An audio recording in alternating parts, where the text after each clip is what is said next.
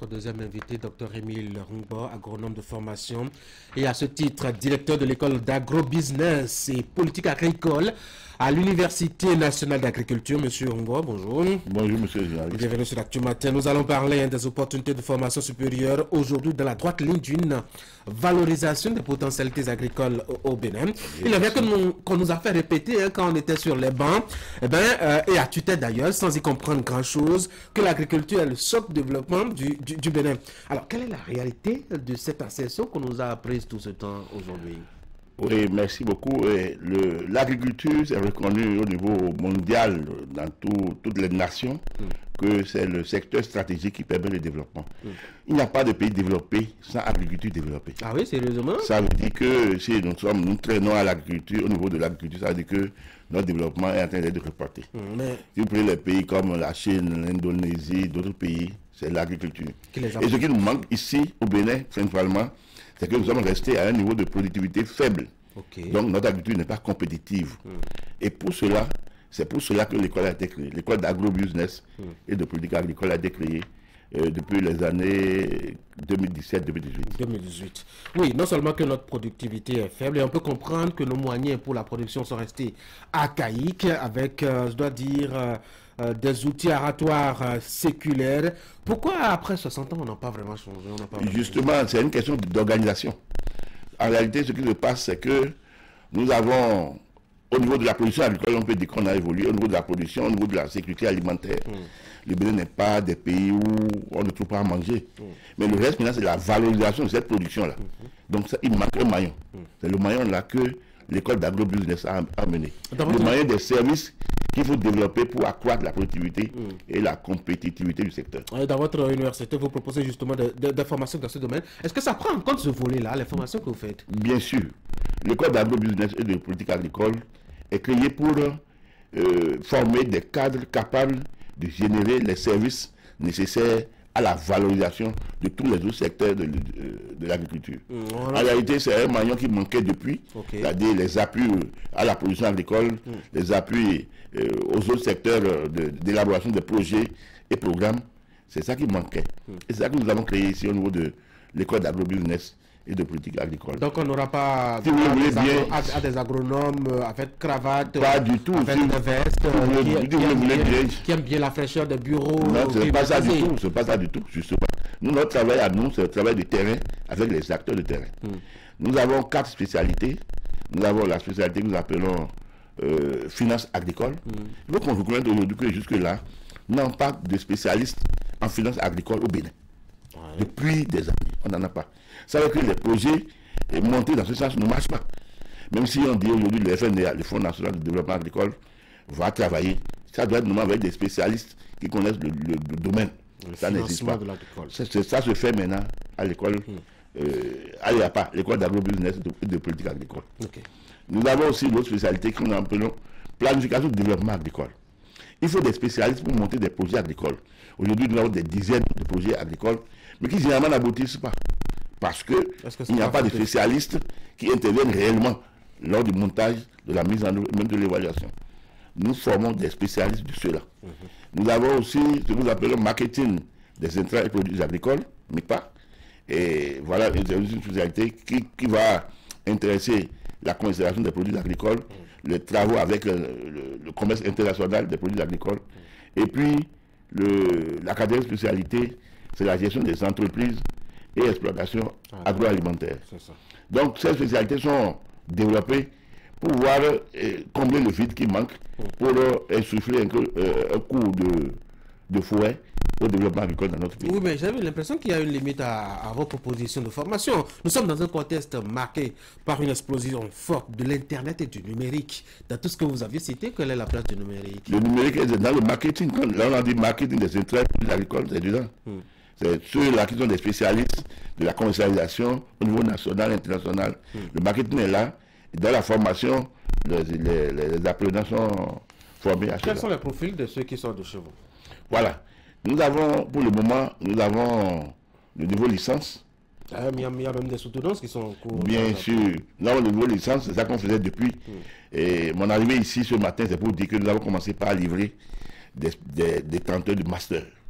Et nous venons de sortir 3 diplômés, 3 seulement, dans la spécialité planification du développement agricole et finance agricole. Et nous sommes venus ici pour dire que voilà une formation qu'on est en train de faire, mais avec une démarche nouvelle et rigoureuse. Pourquoi? Parce que cette formation ici est faite en sorte que, bon, avant que on dise qu'un étudiant est allé à la soutenance, il passe d'abord par une phase de pré-soutenance qui autorise à aller à la soutenance. Ça veut dire qu'avant d'aller à la soutenance, il faut passer des maillons, en tout cas, il faut passer des mailles qui permettent en réalité de croire que celui-là, il a quelque chose de plus acceptable à présenter sur le marché du travail. Comment voyez-vous l'avenir de l'agriculture au Bénin? L'avenir de l'agriculture du Bénin. Oui, en faisant ces actions-là que cela peut aller. Par exemple, si je prends les projets de développement agricole, vous allez constater que ça ne marche pas souvent. Le problème qui se pose, c'est ça. Les gens ont beaucoup de fermes, les gens ont beaucoup de oui, justement, agricole, mais il y a l'accompagnement qu'il faut. Plus ou moins, ce qu'ils réclament souvent, c'est peut-être le financement adéquat, puisque je dois dire la filière agricole est quand même une filière assez spécifique, notamment pour ce fait qu'elle est vraiment aléatoire et tient compte des saisons et de leurs humeurs, et dernièrement peut-être de la formation des acteurs qui interviennent là-dessus. Oui, et en premier, ils ont besoin de financement. Exactement. Il faut dire que ça, c'est une grande faiblesse que nous avons au niveau du système agricole.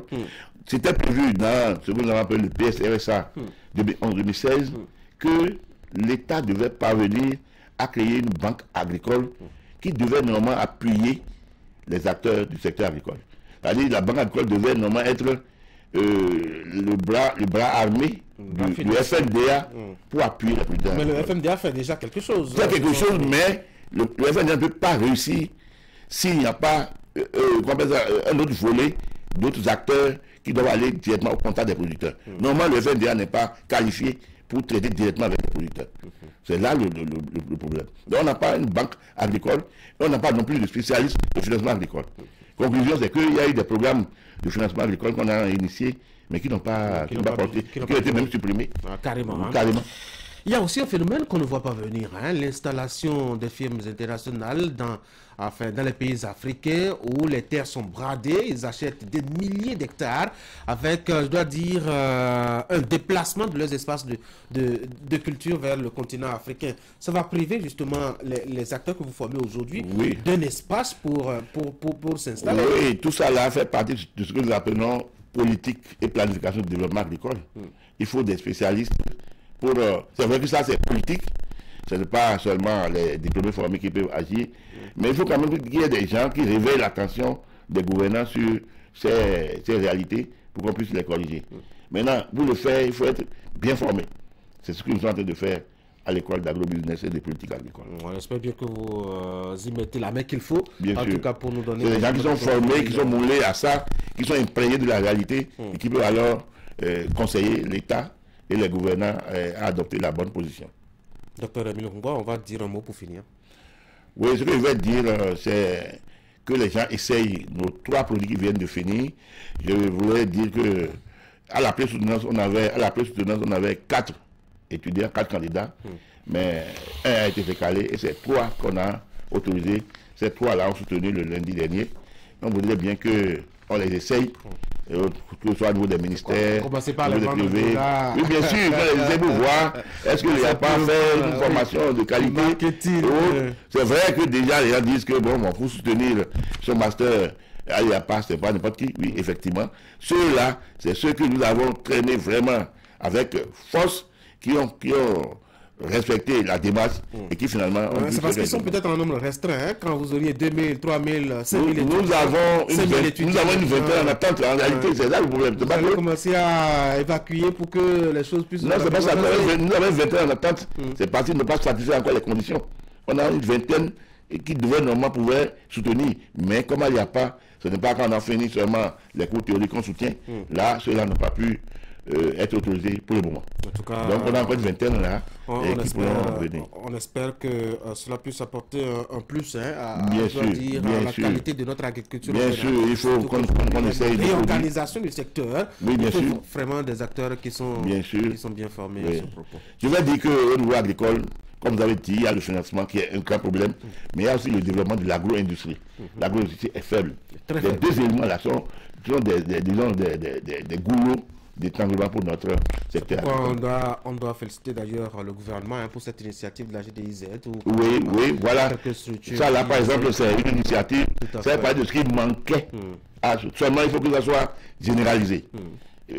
Qu'on soit diversifié, qu'on soit concentré seulement sur une seule unité. Voilà, toutes les... Docteur Émile Rungo, je rappelle que vous êtes agronome de formation. C'est à ce titre d'ailleurs même que vous aviez été ici à la tête de la direction de l'école d'agrobusiness et de politique agricole à l'Université nationale d'agriculture. Merci d'être passé sur l'actu. Merci beaucoup. Mesdames et messieurs, c'est la fin de cette émission. Merci d'avoir été des nôtres. Je ne sais pas si la revue de presse est prête. En tout cas, moi, je vous souhaite de passer une très bonne journée. On va se retrouver demain quand il sonnera à 7h. Portez-vous bien, restez fidèles au programme de Canal 3 Bénin. Merci beaucoup.